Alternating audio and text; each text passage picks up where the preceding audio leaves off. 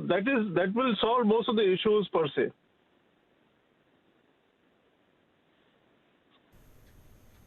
Yes, ma'am. जी, तो definitely थोड़ी राहत की तो खबर रहेगी ये ज्वेलर्स के लिए, क्योंकि हमने देखा था कि मैंडेटरी हॉलमार्किंग से जो कस्टमर परचेजेस हैं उस पर अफेक्ट हुआ था, क्योंकि ज्वेलर्स पूरी तरीके से तैयार नहीं थे। तो 3 महीने की अगर डेडलाइन बढ़ती है तो डेफिनेटली पॉजिटिव रहेगा। लेकिन एक और व्यू ले लेते हैं। हर्षल बड़ौत भी हमारे साथ मौजूद है, सीनियर कंसल्टेंट मेटल फोकस से। हर्षल, पहले तो जो फेड की ओर से कॉमेंट आया है दरें बढ़ाने में अभी समय लगेगा ये उन्होंने कहा है, लेकिन एक संकेत दिया है कि सालांत तक बॉन्ड खरीदारी में कमी हो सकती है। आप इस स्टेटमेंट को प्राइस पर्सपेक्टिव से, कमोडिटीज के हिसाब से कैसे देखते हैं?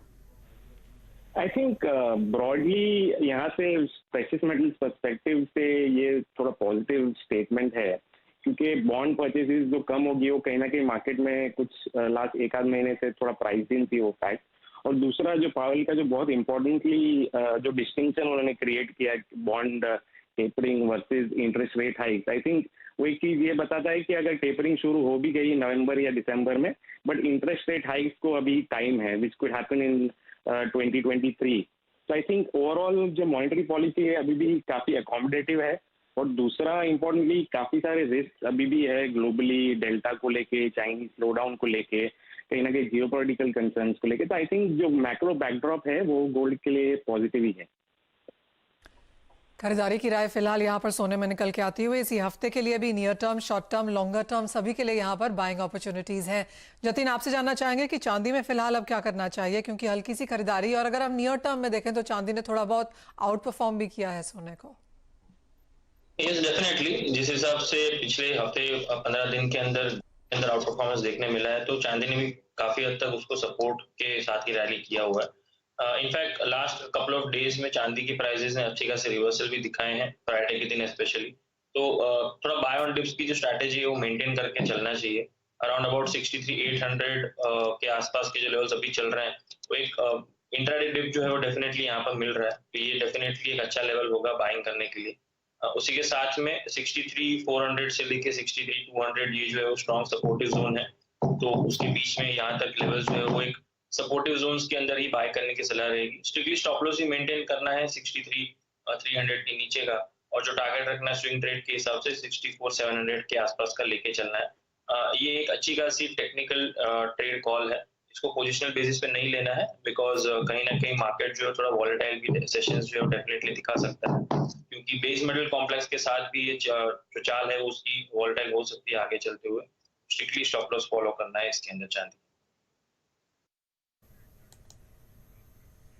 ठीक है, तो चांदी में खरीदारी की ही सलाह है। 64,700 के टारगेट्स के लिए 63,400 का एक स्टॉप लॉस आप रख सकते हैं। तो चलिए, ये तो बातचीत हुई गोल्ड सिल्वर दोनों की। तो गोल्ड स्पॉट से आगे बढ़ेंगे और अब फोकस कर लेते हैं मेटल्स पर, जहां पर हमने जो कारोबार देखा है आज के सेशन में या फिर प्रीवियस सेशन में, वो तेजी भरा ही रहा है।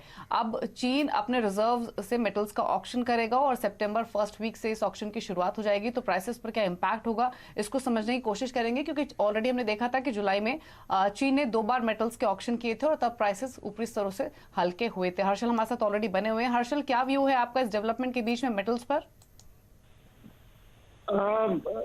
Actually metals focus does not track base metals as such, but जैसे मैंने कहा कि कमोडिटीज के लिए ओवरऑल चाइनीज स्लो डाउन का रिस्क इंडस्ट्रियल मेटल्स को डेफिनेटली है। बट अगर प्रेशियस मेटल्स की बात करें तो आई थिंक ये रिसेंट डेवलपमेंट्स पॉजिटिव ही है। में एक और जो चीज़ यहाँ पर काफ़ी इंपॉर्टेंट रहेगी देखनी, वो है चाइना रिजर्व ऑक्शंस, जो कि फर्स्ट वीक ऑफ सितंबर यानी कि 1 सितंबर से ही यहाँ पर बिड की जा सकती हैं। ये तीसरी बार ऐसा है कि जब चाइना ने अपने रिजर्व्स यहाँ पर खोले हैं, लेकिन क्वांटिटी काफ़ी बाजार यहाँ पर कम मानता है और उसका बहुत ज़्यादा इम्पैक्ट यहाँ पर प्राइसेस में नहीं है। कुणाल, कैसे देखते हैं एक तो चाइना का जो ये कॉन्स्टेंट अपने रिजर्व से बिकवाली करना है, और दूसरा जिस तरह की डिमांड पिकअप अब हमने होते हुए देखी है? जी, चाइना की गवर्नमेंट ट्राई कर रही है मेटल्स के प्राइस को सॉफ्टन करने के लिए, और ये मेजर फैक्टर नहीं है। मेरा मेजर फैक्टर है आगे जाके ये जो फर्स्ट 1 या 2 दिन में 1 तारीख को 1 सितंबर से ग्लोबल पीएमआई आएगी। तो मुझे लग रहा है ग्लोबल पीएमआई पूरे वर्ल्ड में एक्सपेक्टेशन से कम आएगी, बिकॉज अगर चाइना में ही आप देखेंगे कोविड के केसेस लास्ट मंथ बहुत बढ़ गए थे। सो मुझे नहीं लगता है मैन्युफैक्चरिंग पीएमआई बढ़ के आएगी। तो ये मेटल में हमने जो स्पर्ट देखा है जैक्सन होल के बाद, ये स्पर्ट सस्टेन नहीं हो पाएगा और मेटल्स मुझे लग रहा है कि आगे जाके ये हफ्ते में फिर से आपको एक सेलिंग की अपॉर्चुनिटी देके कॉपर 725 के आसपास बेचना चाहिए, 724-25 के आसपास, 732 के ऊपर नहीं जाना चाहिए और फिर से एक बार ऑन द डाउन साइड 710 705 तक के लेवल्स आपको ट्रेड करते हुए देखने हैं। सो फंडामेंटली मुझे बेस मेटल में ज्यादा अपसाइड नजर नहीं आ रही है। एल्यूमिनियम एक ही मेटल ऐसा है जिसमें शॉर्ट टर्म जो चाइना ने 10% प्रोडक्शन कट करने की बात की है, तो इसमें बाइंग मोमेंटम बरकरार रहेगा। सो लॉन्ग जाना है तो एल्यूमिनियम में लॉन्ग जाइए 211 के आसपास, 213-14 के टारगेट्स आपको ये हफ्ते में देखने मिल सकते हैं। तो कुणाल का कन्वेक्शन है एल्यूमिनियम के साथ, जहां पर खरीदारी की सलाह है, लेकिन आज की हॉट कमोडिटी भी बेस मेटल पैक से है, तो रुक कर लेते हैं आज की हॉट कमोडिटी का।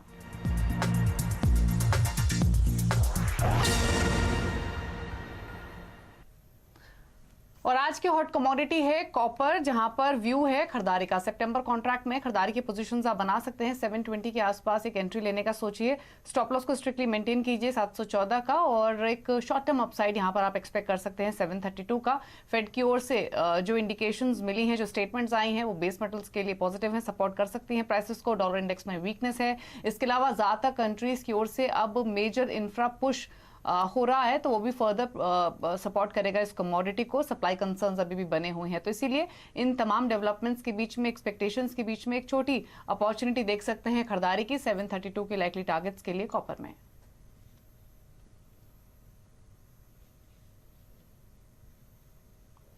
तो ये है स्ट्रैटेजी कॉपर पर, और इसी के साथ एक ब्रेक के लिए भी यहाँ पर रुक जाते हैं। जब लौटेंगे तो बातचीत करेंगे क्रूड की, और साथ ही एग्री कमोडिटीज पर भी रहेगा फोकस। चल वापस आते हैं।